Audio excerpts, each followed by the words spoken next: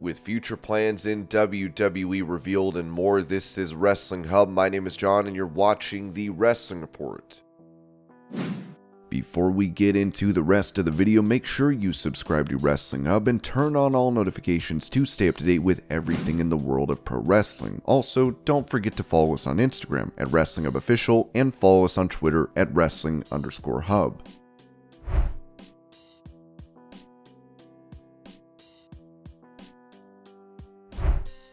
Recalling his WWE title win at WrestleMania 31, Seth Rollins told My Love Letter to Wrestling, "I thought it was a great opportunity to create a moment unlike any we've ever seen. I thought it was a great way to build myself, but also to build Roman and give him somebody to chase. I just didn't think the time was right. I didn't think the audience was ready for that victory, and fortunately for me, I think people saw it that way as well."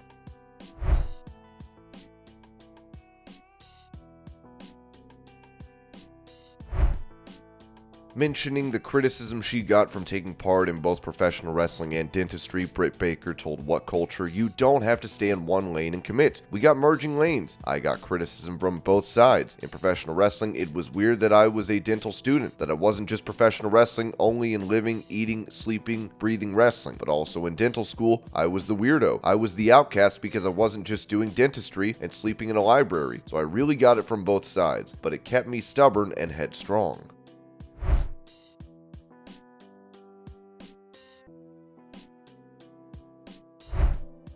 With Grayson Waller called up to the main roster from NXT, WWE gave an update on the star and what's to come, writing big plans for Grayson Waller. Just need to hold off the excitement for now.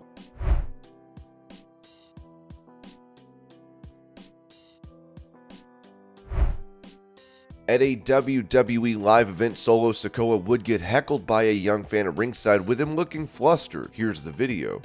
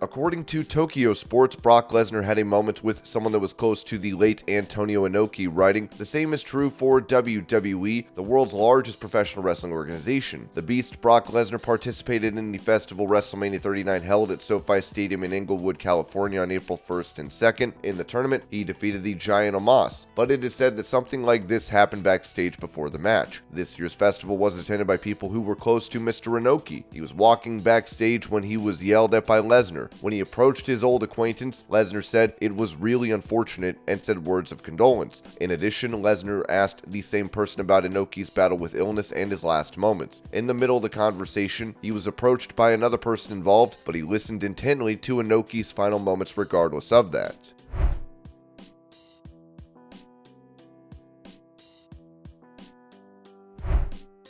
Staying on the topic of the Beast incarnate, Paul Heyman said this about Vince McMahon disliking Brock Lesnar's next big thing moniker, saying on Rick Rubin's podcast, "So I went to Vince and I said, Taz brought me Brock Lesnar. Oh yeah, keep an eye on him. I'm wondering what you think of him. I'll tell you two things. Number one, I think he's the next big thing, and number two, we are screwing this up. How are we screwing this up? I started telling him what the advice was, and he goes, oh goddamn, Paul, get involved in this right now. I said, you want me to produce him? Yeah, you take over. He's yours. Okay, so I started lining up his matches. Here's what I want you to do, and here's how I want you to display it. I put together a couple of matches of his. It was 2 that week, and I think maybe 2 the next. The opponents were the same, Spike Dudley and Funaki, because I knew they would make him look like what he needed to look like. The night before Mania, Vince comes to me and he says, I'm not going to put you with Benoit. I'm like, thank God I'm not on television. I didn't want to go back on TV. I was like, okay, that's great. Thank you. All right. I found peace in my ability to pull out of the public eye. He says, I'm going to put you with Brock Lesnar. And I just said, bingo. Okay, money. Oh my God. You just gave me a completely new life because I knew, oh my God, you want me to talk for this guy? Okay, this is the easiest job in the world. The decision was made to start him the day after Mania and let his first Mania be in the main event a year later, and that was supposed to be for the title, but we fast-tracked that. We got the title on him by SummerSlam. We were just moving and Dwayne Johnson was going off to Hollywood, so the timing was perfect for us and Steve Austin had left. So it was wow, we were going to anoint the next big thing. So the first promo that I did with him, I called Brock the next big thing.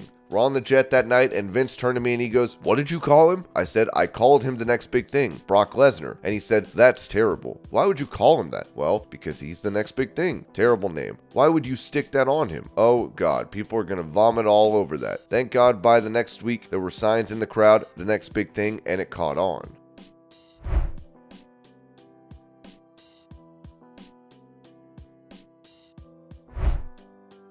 For that same interview, Paul Heyman would detail the issues Roman Reigns had with WWE creative, saying he's not exposing himself to this pandemic, that we don't have a grasp on how severe it can be quite just yet, and at the same time, he's had enough of the creative. These things are running concurrently. The feud rivalry story with Baron Corbin over dog food and the infamous Suffer and Succotash promo had weighed on him enough to where he said, I've had enough. I've reached the cap. I can't go any further. As the big dog, I've peaked, and as an athlete, I haven't peaked as a performer. I've barely scratched the surface. I have so much more to offer, and since I'm taking time off, I'm not coming back as the same person. So Vince McMahon calls me in the middle of August, and he says, we're going to take you back into television. I'm thinking, oh, he's going to make me a commentator, and Jim Ross isn't here. What is a commentator in 2020? How can I be disruptive? How can I be evolutionary in the process? How can I redefine this role, because I don't just want to settle in and do what's been done already, even by me. I want to do this differently. I said, okay, well, what do you got in mind? He says, I'm going to put you with somebody. I'm thinking, has he read my contract? I said, well, you know, Vince, the options are kind of limited in that. I'm trying to tiptoe into a delicate situation here where I'm about to butt heads with him. I'm thinking Ronda is pregnant. Brock Lesnar is not coming back with Saudi down. He certainly is not putting me with Roman. And he goes, I'm envisioning Roman Reigns with Paul Heyman. I'm thinking, oh my God, he's going to pull the trigger on this. He would never pull it with Cena. He would never have allowed John Cena to come to the dark side.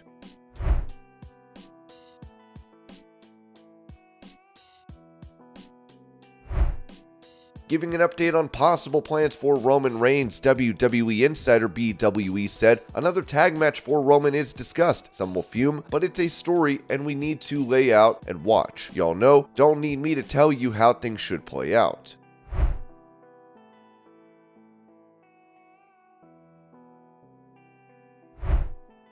Last night for AEW Dynamite, a fan in attendance captured a video during the opening match where nearly an entire section of seats is empty.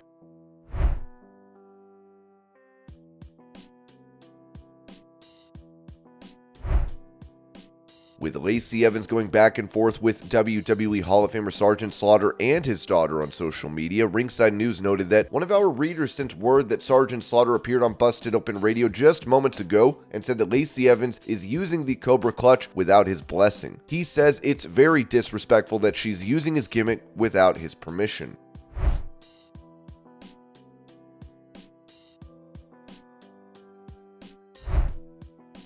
Taking to Instagram, Baron Corbin, who recently returned to NXT, showed off a bruise on his neck. It doesn't hurt so much here or here, but right there.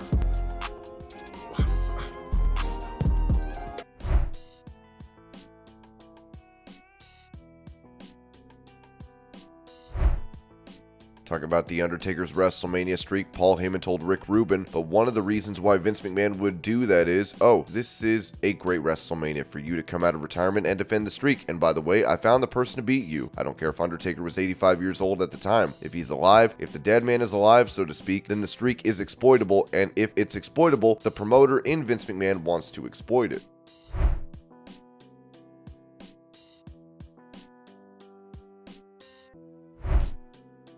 When it comes to plans regarding Money in the Bank, BWE noted that all Money in the Bank are still intact to what I've mentioned in the last few weeks. Unless something changes, I'll update. Other than that, Big LA Knight is locked for it with another name that I can't tell right now.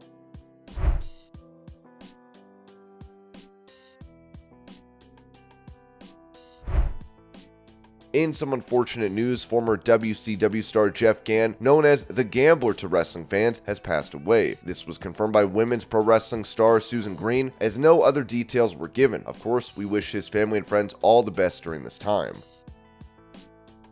And this was your pro wrestling news update. I hope you're all having a great day. Thank you so much for watching, and I'll see y'all later.